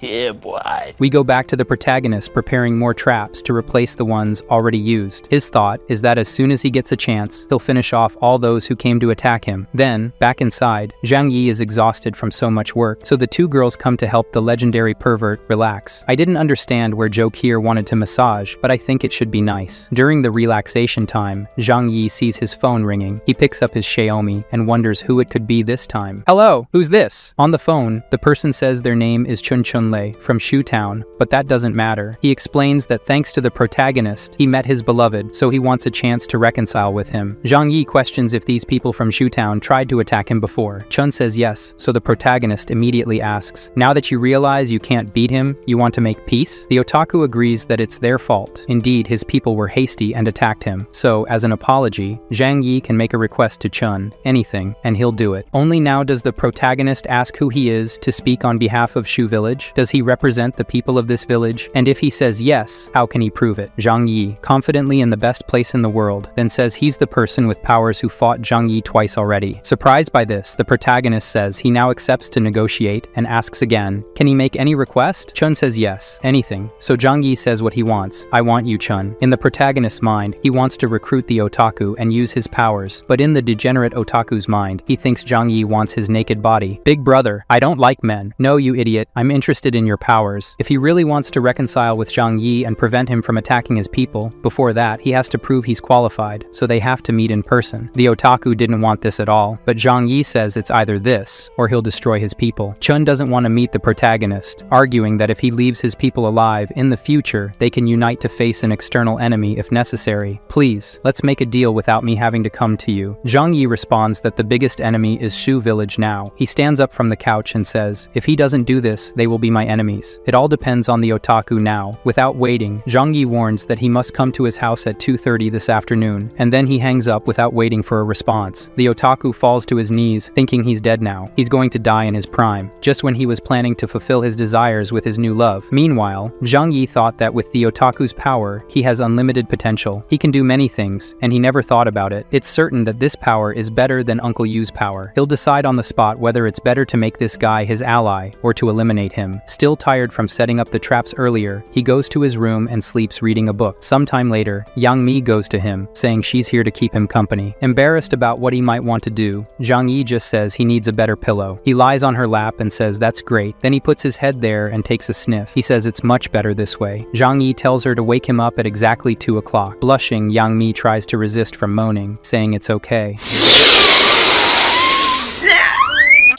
A few fragrant hours later, Zhang Yi was at his post with his rifle. He watches Chun arriving alone. From here, he could eliminate him. However, seeing the kid slip and fall on his own, he thinks, this guy can't be so threatening. Then he falls again. Watching this behavior, Zhang Yi changes his mind and decides he'll at least talk to him. When the otaku reaches the front of the house, he calls to say he's here. He can't proceed because there are too many traps. He'll end up dying. So it's better for Zhang Yi to come to him. Arriving at the location, the otaku says he's Chun and is here to negotiate with the protagonist, as he asked. Zhang Yi makes it clear, initially, everything started because his people attacked, so his people owe him a debt. Chun acknowledges that, yes, this is true. He's here to ask for his forgiveness. Zhang Yi wants to know who ordered the attack on him. That person must die before they start negotiating. The otaku reveals that it was his grandfather, the village leader, and he already died due to the attack. Zhang Yi, thinking this was too easy, asks if the otaku doesn't want to avenge his grandfather and the others who were killed. Chun responds that his parents died when he was a child. His grandfather was the only important person to him, and he already died as a result of his own actions. Furthermore, Chun feels no resentment or sadness for the deaths of the other villagers. Throughout his life, he was reclusive and only stayed in his room with a computer, never having contact with others. Now unable to contain his excitement, Chun says he admires Zhang Yi. It was incredible how he fought against everyone. Zhang Yi, after hearing all this, says he understands the otaku's side. However, he affirms that he hasn't forgiven them for what they tried to do. The price of his forgiveness is the otaku working for him. Chun wanted to hug Zhang Yi, but he says not yet. He has more rules to say first. From now on, Chun must obey all his orders without questioning anything. Then the otaku's perverted mind makes him ask if Zhang Yi wants his body. Stop being stupid. Zhang Yi takes out an action figure from his storage space. This will be his reward. If you work for me, you can earn even more of these things. In addition to ensuring Chun's family safety, he can reward him with something Chun values highly. Now they must do the first task. Inside the car, the curious otaku asks if the action figure can also control time inside his storage space. Is your power capable of that too? This question makes the protagonist think that maybe going back 3 months in time is part of his power. Maybe he controls time and space. After speeding through vast snowfields, they arrive at the location where the otaku's power will be put to the test. Using his snow power, he manages to, after minutes of maximum effort, clear a path to a gas station completely buried in snow. Zhang Yi immediately thinks, with Chun's powers, it should be even easier to obtain resources for him to store. As a reward, he gives Chun a chocolate, knowing that the user's power depends on his energy. Zhang Yi goes into the gas station to get everything inside, and after a while in there, he comes back. Chun says he's amazing. His power is the best of all. Being able to store everything he wants is perfect for current times. Zhang Yi affirms that the chubby guy also has a great power. He never thought of using his power to dig up things buried by the snow before. Heading back to the car, Chun says he never even thought of leaving his room. He was always too busy dating his wives. To reward his work, Zhang Yi says that as long as he obeys, he'll do well. This backpack full of food is his reward for today only. Very happy, Chun didn't expect so much. He swears he'll follow him forever. On the way back, they now have a bit more intimacy. Zhang Yi asks how the otaku discovered his powers. Ashamed, Chun recounts that after his parents died, he became very sad, immersed himself in the 2D world, and masturbation. Once, after more than 26 times, he thought he was going to die, but the next day, he was alive and had his powers. Zhang Yi covers his face in embarrassment. He never thought someone would awaken after nearly dying 26 times. He says from here on, Chun should return to his village alone. The reason is that his car can't go any further because it's a frozen lake. Before leaving, Zhang Yi asks him to be careful. In the post-apocalyptic world, many things become dangerous, including his own people. While the otaku goes home, the protagonist alone in his car says the kid is a good person. Returning home, the man who is the new village leader scolds Chun for going to deal with Zhang Yi alone. Even though he said it was okay and he knew how to negotiate, the leader was not satisfied. Upon learning that the outcome of the negotiation was cooperation rather than revenge, the old man becomes angry with him. The old leader points and says that it's Chun's fault that so many died. Now he wants to take credit by making friends with the enemy and saying he's protecting the village. The chubby guy tries to explain that he promised his grandfather he would protect the village, and this was the way he managed to prevent Zhang Yi from attacking their village in revenge. The man says it doesn't matter. He's now the new leader of the Zhu clan, so Chun's actions must be consulted with him first. Chun can't do things on his own. The old man also says he wants what's best for everyone. He was only not expelled from the village because the old man defended him, so now he's in debt. From now on, he must pay for his sins. He yells, asking if he understood the message. Understood? Understood? Chun agrees that he did. The old man orders him to go home to recover and wait for new orders. The old leader says again not to act on his own again. Without wasting time, the old man once sent a message to the village residents group. Don't worry, I'm in contact with Zhang Yi to ensure our safety. We're no longer in danger. The other people then praise the sixth leader, saying he's amazing. They should have made him clan leader from the beginning. With this, the old man says that such a young loser who never got any real girls can't beat him. Zhang Yi returned home and told his two girls what happened. Thanks to their agreement, Chun's people will no longer be a risk to them. Yang Mi says that this is brilliant and was a good choice. Jo Kier asks if the girl is scared of them. Yang Mi says no, she just didn't want to see any more senseless bloodshed. If things continued, it could get dangerous. Jo Kier, who is used to this, says that Yang Mi is fearful. She hugs Zhang Yi and says that he's incredible and can defeat whoever he wants. Yang Mi shouldn't doubt that or be afraid. Zhang Yi, on the other hand, defends the idea that it's good for them to have these people around for when new enemies appear in the future. They can be useful. Now that this problem has been resolved, Jo Kier says they should celebrate. She goes to the bar to get some drinks. Zhang Yi says he's not used to drinking much, so just a little. Meanwhile, Yang Mi will cook for them. Jo Kier gets the drinks, Yang Mi makes food, and sometime later, the two of them are passed out, and Zhang Yi, who doesn't usually drink much, is fine. The two of them slept, Zhang Yi with lust, saying it's great. Yang Mi opens her eyes and feels a kiss on the mouth, then on the neck. She tells him they can't. Jo Kier is here and will see them. Zhang Yi goes down, and she holds back from making noise. The next day, the otaku sends a message to the protagonist. Check out the otaku's photo, guys. Chun says he's bored. It's been a long time since they went on a mission. He even suggests they should form a team of 5 people, each wearing a different color like the Power Rangers. Zhang Yi, embarrassed by this guy, starts to wonder if it's really a good idea to ally with such a crazy person. Nervously, the protagonist asks Chun if he doesn't have anything better to do all day. He says unfortunately not. It was just a bit of intimacy, and Chun started sending 200 messages a day. Zhang Yi just started ignoring everything he said and replying without much thought. While the protagonist is on his computer, he sees that Yang Mi is doing her work in the garden perfectly. It seems like everything is going well, but it crosses Zhang Yi's mind. What if they get hacked again? This problem keeps bothering his mind. How can he solve it? As he thinks about this problem, the two girls are in the room discussing. Yang Mi wants to help Shin Shin, who is wheelchair bound, but Jo Kier says Zhang Yi wouldn't do that. He wouldn't put himself at risk for things that aren't for his benefit. Because of this, Yang Mi says that to convince Zhang Yi, who is very cautious, she will use her most powerful weapon, her body. Jo Kier scoffs and says she just wants to seduce her boyfriend and is making up excuses. It's not for Shin Shin. It's not like that. Jo Kier goes after the girl, saying she knows about the things they're secretly doing. She questions if her cousin isn't ashamed to do this. Suddenly, Zhang Yi appears in the room asking what's going on, why so much excitement on the bed without him there. They even say that this is a family matter, but he sits next to them and says the three of them have no more secrets. He asks if they're worried about someone in their family. Jo Kier responds that since the snowstorm started, she lost contact with her family and doesn't know if any of them are alive. Yang Mi says it was her family that contacted her. The protagonist asks if they contacted her to take Yang Mi with them. She says no, so she's sad because they didn't want to take her with them. Yang Mi explains that, in fact, the person who contacted her is in danger and needs to be safe, so they're secretly discussing how they're going to convince him to go save someone who has nothing to do with him. Yang Mi then begs him to help. This is the only family they have. Jo Kier agrees that it has nothing to do with him, but it's their family, and if she dies, they'll feel guilty of the rest of their lives. Besides, his wife's family is his family too. Zhang Yi asks again to make sure. Are you asking me to go out there and risk myself for someone else? He reminds them that their information has been exposed. Many other people know that he has many resources here, so this place is a target. Leaving here means leaving it unprotected. He had decided and was leaving the room when they crawl over, begging him to change his mind and think it over. Jo Kier says that if he does this, she can ask for anything, and she'll accept it. Whispering in his ear, she says anything at all. It can even involve her and Yang Mi together. Gentlemen, I inform you that Zhang Yi changed his mind. He asks if she's sure about this. The two, embarrassed, say they agree. Yang Mi sighs and says that in this cold weather and with so much snow, a wheelchair-bound person can't even move freely. She gets sad just thinking about it. Zhang Yi asks if they're talking about Shin Shin, the one with technology skills. The 18-year-old girl has her legs paralyzed and is a computer genius. Zhang Yi affirms that if this girl is so important to them, then she's important to him now too. Jo Kier is impressed. So does that mean her boyfriend has a good heart? He really loves them to care about their wishes. Yang Mi thanks him happily but says they think poorly of him. He's not a bad person. He genuinely appreciates the girls he has. Impressed, they remark that he always seems like someone cold and with a frozen heart. Yang Mi remembers she'll pay off this debt to him and gets closer, puts her hand in a place they like and says, this is the beginning of repayment. The next day, because things got hot late yesterday, the three of them talk again. He asks about the wheelchair-bound girl. Jo Kier says it's better for Yang Mi to say, Shin Shin is trapped in Tianqing Academy. It was the best best college in town. People who study there have been attending since kindergarten, so it was a place where many geniuses lived. Zhang Yi's doubt is how a wheelchair-bound person survived in a college for months. Yang Mi explains that the college has its own market system, so there should be plenty of supplies in the area since the students lived there. The protagonist asks why Yang Mi only communicated with her now. She doesn't know, but she can try calling to find out more. However, the number in question is not available. Please try again later. Yang Mi has been trying to contact her several times and can't anymore. Jo Kier jokes that Shinshin must have changed her mind about asking for help from her airhead sister. Zhang Yi wants to know the distance from the academy to this place they are. Perhaps because of the distance, the phone lines don't work. The academy is more than 22 kilometers from here, and because of the blizzard, it's likely that they can't call from that far. It's a miracle that she managed to call once. But still, Zhang Yi also says that Jo Kier may be right. He tells them to go to the control room. Maybe they can get in touch over the internet. He says that this phone is the best one currently available. On the first attempt, the call is answered. But the connection is bad. They hear a lot of noise and screams saying it's dangerous. Zhang Yi asks what's so dangerous, and then they hear shouts saying, "The monster! The monster!" The noises coming from the phone sounded like a fierce monster, and then the call dropped. Initially, the protagonist thought it was a simple rescue mission, to go to the location and come back. However, he already knows in advance that there's something very dangerous there. Perhaps it wouldn't be a good idea to go to that place. His women insist that he doesn't change his mind. He already had his reward last night. Zhang Yi confidently says he won't change his mind. However, for that, he'll need his subordinates and their power. With Uncle Yu, the otaku, and him with their weapons, maybe it won't be dangerous. He picks up the phone and says he has a mission to rescue someone. Do you want to come with me? The otaku accepts and says he was really bored anyway. Later, while eating, Zhang Yi thinks that if he eats too much, it could affect his movements, but he also needs to eat enough to have maximum energy for his powers. In addition to preparing his physical form, he has to prepare his best weapons to face this unknown creature. He also informs his wives that for their safety, they will stay in the underground floor of the house. Yang Mi asks why, and Jo Kier, knowing what her boyfriend is like, says she shouldn't ask stupid questions. If he ordered and didn't ask, then it's to be done. He'll go alone, and if someone invades their house during that time, he's away. His wives will be protected inside the safest place in the house. Those doors no one can open. Understanding the situation, Jo Kier says it's okay and wishes him luck. Yang Mi says he must bring her sister home. Zhang Yi confirms that he'll make sure to bring her and all the wheels of the wheelchair here. As he leaves, he says in these dark times, he can't be careless with anything, especially with his wives. Bro, I'm here. Zhang Yi says they agreed to meet later, so why is he here already? Chun says he was afraid of being late, so he came early not to disappoint his brother Zhang Yi. They got into the car right away because it's very cold. Zhang Yi explains that they're on a mission to save a girl in a college far from here. Curious, Chun asks if she's important to him, and the protagonist says yes, it's something like that. We know what really convinced him wasn't the request from his wives that made him change his mind, but the fact that this girl knows a lot about computers at this moment when he needs someone to keep his mansion safe from hacker attacks. They speed up,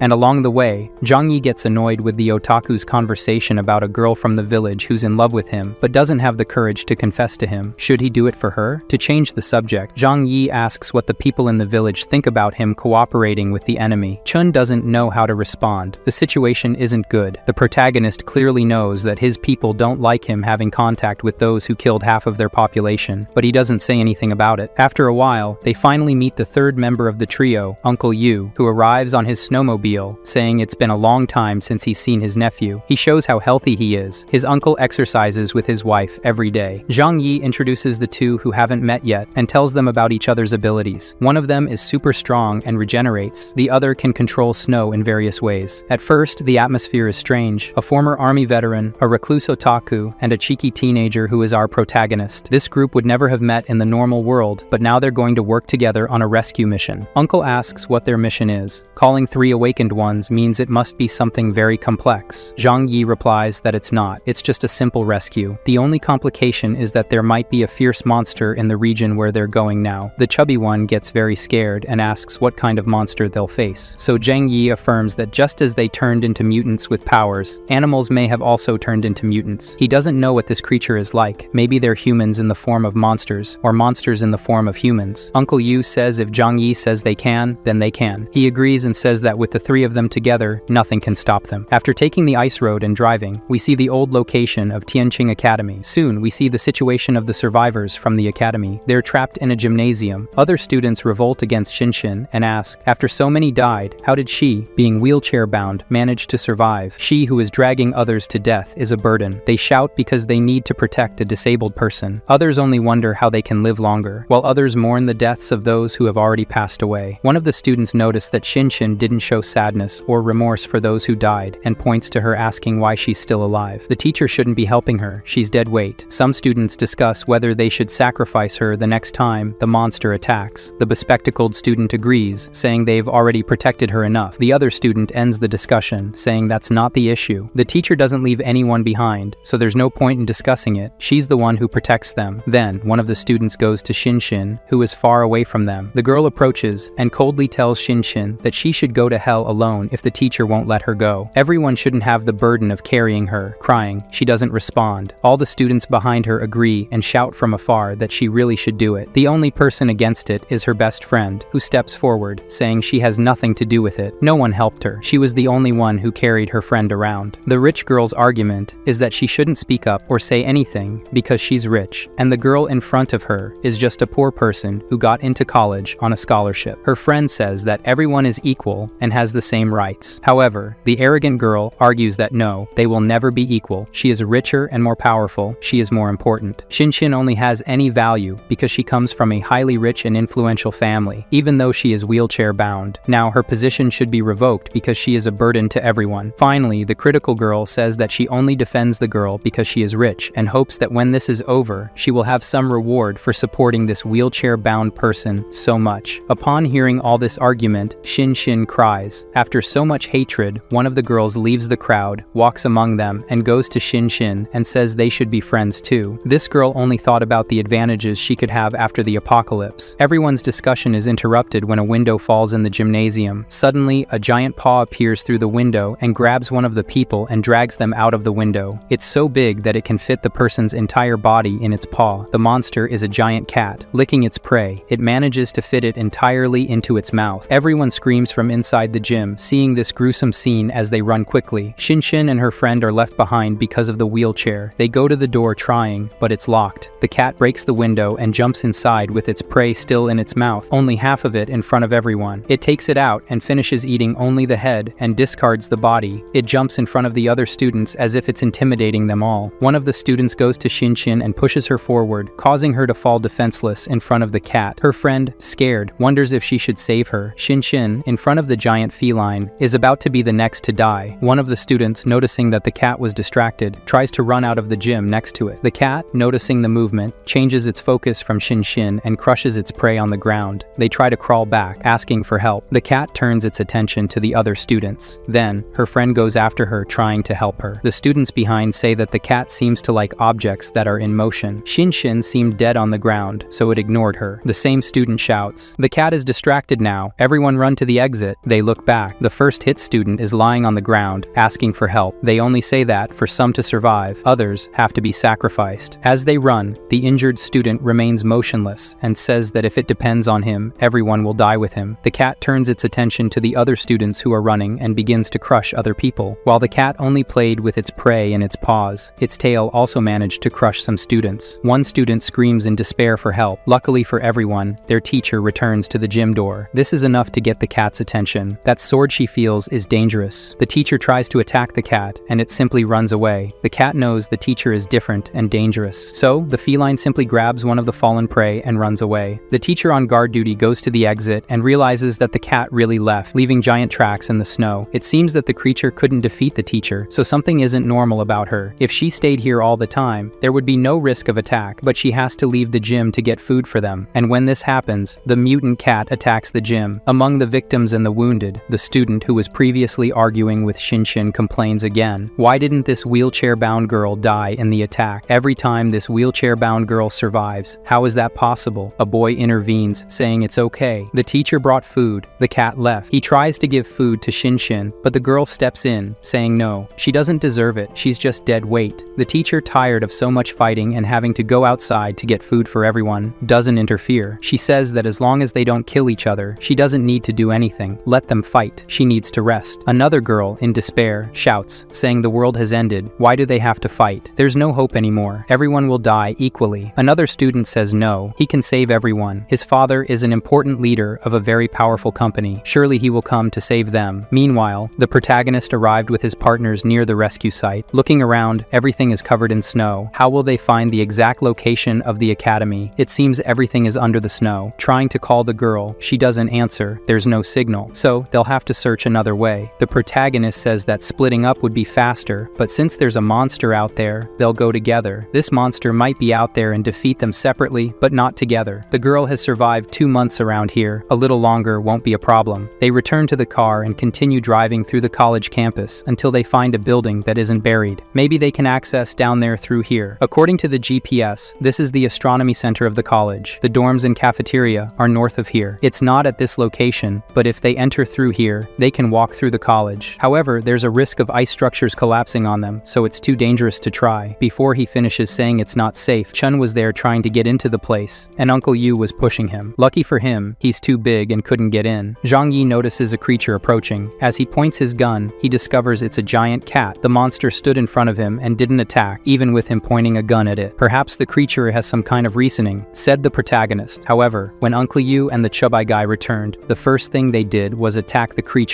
In response, the cat became aggressive and attacked them. With no choice now, Zhang Yi decided he should attack too. With his body reinforcement power, he jumped over the creature and shot it in the head. He landed with great style behind it. Even with the shot, the creature kept advancing. Uncle Yu stood in front of the chubby guy, attacking with his body reinforcement power. A yellow light covered his body. He delivered a powerful punch to the cat's head. Even the ice structures below them were destroyed by the impact. With that, the cat staggered back from the blow, and Zhang Yi watched it, asking if this is a cat that grew up. Using his more powerful precision rifle now, he shoots the cat and wounds its face. The creature, angry, now turns into a ball of fur and rolls toward him. Terrified, Zhang Yi thinks the best alternative would be to make it go into his dimensional storage space. Due to its speed, maybe it would be possible, but the cat, sensing the danger, changed its course and escaped from the dangerous trap and headed toward the snow mountain. It made a loud impact noise and disappeared. Quickly it emerged from another hole and stayed at a distance, looking at them, roaring as if it were angry. Drawing everyone's attention, the cat showed its backside as if mocking them and left. Uncle and the chubby guy wonder if the cat seemed like it was cursing them, as if it were a human being. They don't understand how the cat could be so big and capable of creating these passages so quickly. The otaku says that if this cat is here hunting like this, there shouldn't be any survivors alive in this school. However, Zhang Yi recounts that the cat, when it approached, wasn't aggressive and didn't seem like it was going to attack. Only after Chun and Uncle Yu attacked did the cat become aggressive. Zhang Yi asserts that this creature must have undergone some kind of mutation that made it giant and somewhat intelligent because the cats seemed to be aware of its actions. They observe the tunnel it dug and decide to descend through them. If this cat attacks the academy where the students are, following its trail is likely to lead them to where its easier prey reside. At the bottom of the hole, there are several bifurcations, various other holes that lead to places they do not know. They do not know the right path to follow and also run the risk of getting lost. Zhang Yi takes something from his dimensional storage that he can use to mark the path they follow so they can find their way back. They smell blood and decide that's where they should go. Zhang Yi questions if Chun is afraid. They are 3 against just 1 feline. The cat stands no chance. Additionally, he draws his desert eagle from his dimensional storage. This will be an efficient weapon. Uncle Yu, being a former veteran, reconnaisses and appreciates this beauty. Being more experienced, Uncle Yu goes ahead to lead. Back inside the gym, the teacher stands guard, waiting to see if the monster will return. She is exhausted, having not slept for days, to stand guard and fetch food for her students. Even though the teacher seems exhausted, the children complain that the food has run out again. The teacher should go out to look for more food for them. She questions what is better. If she goes out now, the creature might come back and attack. The student's response is that she should go as quickly as possible and try to come back faster with the food. The woman almost loses her patience, but keeps herself under control. She says she will go once more to fetch more food. After she leaves, they close the door, and everyone is alone again in the sports gym. The teacher outside says that if she encounters this cat, she will fight until they die together. Inside the gym, Karen asks Shinshin if she is okay. She says yes, thanks to her friend. The rich and arrogant student again says that once again, she's being a burden to her friend. Doesn't she ever get tired of being useless? Karen, the friend, tells the arrogant girl that she pushed Shinshin the last time the cat was here, so she owes an apology. Before they start a fight, the cat appears again at the gym window. They only see the paw coming in, and another person is crushed by the creature. The student who said before that he could save everyone runs and pushes another person back to be bait. With another swipe, another person is turned into pulp. While the desperate students flee, once again, the teacher returns to the gym and now has the chance to stick the sword up the cat's butt, but she prefers the head. The creature is wounded, and they start a fight in front of the students. While they were in a frenzied combat draw, the teacher sees 3 people arrive through the cat's escape route. Zhang Yi and his 2 companions arrive behind the tunnel and witness everything unfold. The teacher, noticing their presence, becomes hopeful and shouts for help against this monster. Chun was ready to attack, but Zhang Yi stops him. According to the protagonist, this woman is extremely skilled and managing to hold off the cat with just 1 sword. She surely is also a mutant with special powers, and at this moment, it's impossible to know if she's an ally or an enemy, so he decides to let the 2 creatures face off, the cat and the woman. Zhang Yi says they won't fight. They'll take another path to find the gym. Uncle Yu, watching from afar, says that this woman is truly dangerous. It wouldn't be wise to approach her. They leave through the tunnel. The woman, not believing they're backing off, shouts for them to help. Together, they can defeat the creature, and they don't care. They go around through another tunnel and manage to enter the gym's entrance. They walk towards the students, and soon, through the wheelchair and the red hair, Zhang Yi realizes who the girl Shinshin is. He says it's lucky she's alive, but before he can reach Shinshin, the boy steps in, asking if he came from the base of the Western Mountain and is a friend of his father. Zhang Yi, serious, questions, "What Western Mountain? What place is this?" The boy introduces himself. He's the class representative, and his name is Shengyu. He's from a noble family, so he should recognize him. The protagonist simply agrees, and wants to know about this base on the Western Mountain. The clever boy asks, if they're from another base, why are they asking about the base on the Western Mountain? But that would be strange, since the Western base is closer from here. With this statement, Zhang Yi has in mind that there should be other bases around here. He then asks the boy what he knows about the other bases besides the Western Mountain, and the reality is that the boy knows nothing, only what his father said, that these shelters exist. Ignoring the boy, Zhang Yi goes to Shinshin. The other students around, surprised, try to talk to Uncle Yu and the otaku. By the way, what could these girls and boys be asking Uncle Yu? Meanwhile, Zhang Yi finally reaches the wheelchair-bound girl, asking if she's okay and if she's indeed Shinshin. He introduces himself as Zhang Yi and knows her sister Yang Mi very well. She asked him to come and save her, and if Shinshin is willing to go with him. Without much thought, the girl says yes. Then, Zhang Yi prepares to drag her wheelchair and take her with him. However, before going, she says, wait, she wants a favor. He must stop that fight, prevent them from continuing to fight. The protagonist's thought is, he wants this girl to owe him a favor, so making this request would be a way to put her in his debt. If that's the case, Zhang Yi calls Chun and his uncle to do a job. As they head towards this battle, Zhang Yi notices the feline claws scattered around. Thinking they could be useful, he stores them in his dimensional vault. Then, following orders, Chun activates his powers and causes the ceiling to collapse on the teacher and the cat, separating them from the fight. It worked, but it leaves the teacher furious. She didn't want the fight to be interrupted, only for them to help eliminate the creature. Ironically, Zhang Yi says she should be thankful for it. However, the teacher points her sword, saying that was the first time she managed to corner the creature, and the 3 of them ruined it. Maybe she won't have another opportunity. Zhang Yi responds that he only wanted to help her, not kill the animal, nothing more. Besides, the protagonist explains that he only did it because one of his students asked him to. Angry, the teacher curses Zhang Yi and attacks. Confidently, he jumps back and shoots her right in the forehead with a desert eagle. However, what he didn't expect was for the woman to cut the bullet from the shot. She's even more powerful than he imagined. As she was about to strike him, Zhang Yi activates his dimensional space power and sucks the woman into his dimension. After completely sucking her in, he falls backward. He is aware that this is very dangerous, telling them not to approach. He spits the woman out of his dimensional storage and is very tired of staying there for just a few seconds. The protagonist mocks her for attacking someone who just helped her and says she's very dangerous and reckless. Zhang Yi takes his sword. For now, it will stay with him. Something that can cut bullets like that is very precious. Give me back my sword. Not a chance. He tells a student to help their teacher rest. She seems very worn out. After helping their teacher, Zhang Yi explains to everyone there that he came here only to take the wheelchair-bound girl as requested for them to retrieve her. The teacher asks why he can't take all the other students as well. The students around Zhang Yi say they're all wealthy and can pay whatever he wants if he takes them safely out of here. Zhang Yi repeats, he can't be responsible for people as important as them. If their families are rich, they'll send people to rescue them. The student who is angry at Shinshin decides this can't stand. She and other students